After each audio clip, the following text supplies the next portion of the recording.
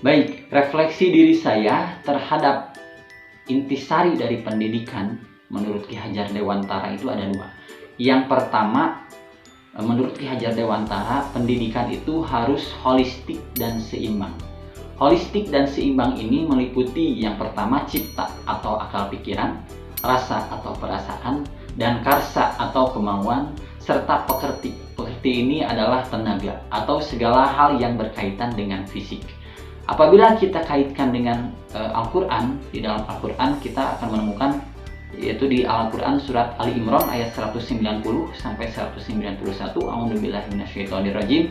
Inna fi khalqis samawati wal ardi wakhtilafil laili wan nahari laayatil liulil albab alladzina yadhkurunallaha qiyaman wa qu'udan wa 'ala junubihim wa yatafakkaruna fi khalqis samawati wal ardi.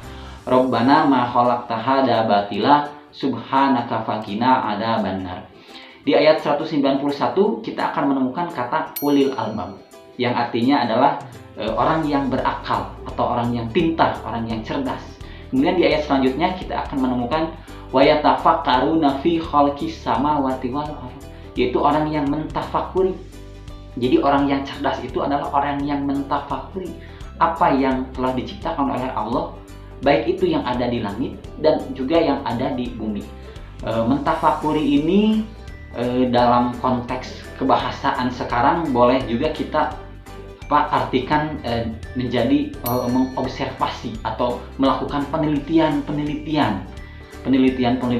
atau observasi yang akan mengantarkan si ulil albab ini atau orang-orang yang cerdas ini mengantarkan kepada nilai-nilai dari spiritual, nilai-nilai dari rohani yang ada pada dirinya, yaitu mengantarkan kita kepada kembali lagi kepada sang pencipta kita, yaitu Allah Subhanahu wa Ta'ala. Nah, saya yakin Ki Hajar Dewantara bermaksud ke arah seperti itu dengan menyatakan pendidikan harus holistik dan seimbang. Itu artinya mengarah ke arah situ. Jadi tidak hanya hal-hal yang berkaitan dengan intelektual saja ataupun hal-hal yang berkaitan dengan jasmani saja, tapi juga si pendidikan ini harus menyentuh dari nilai-nilai rohani, nilai-nilai spiritual dari seseorang.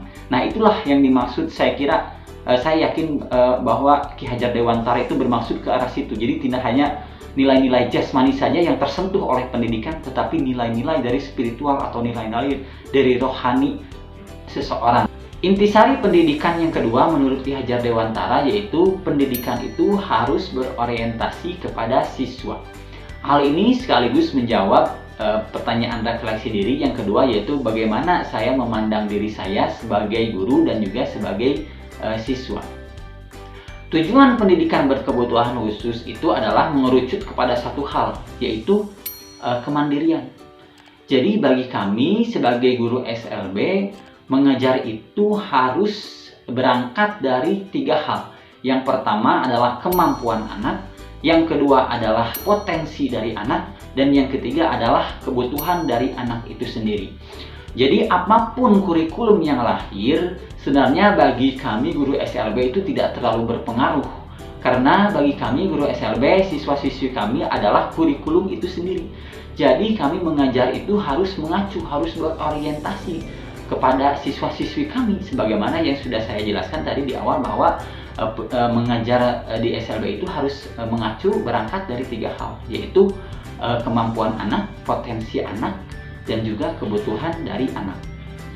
Kemudian saya memandang diri saya sebagai murid bahwa selama guru saya tidak mengajarkan hal-hal yang melanggar aturan-aturan atau melanggar norma-norma yang berlaku, maka saya harus tetap mengikuti, harus tetap menghormati, dan harus tetap mendoakan guru-guru saya apapun yang terjadi.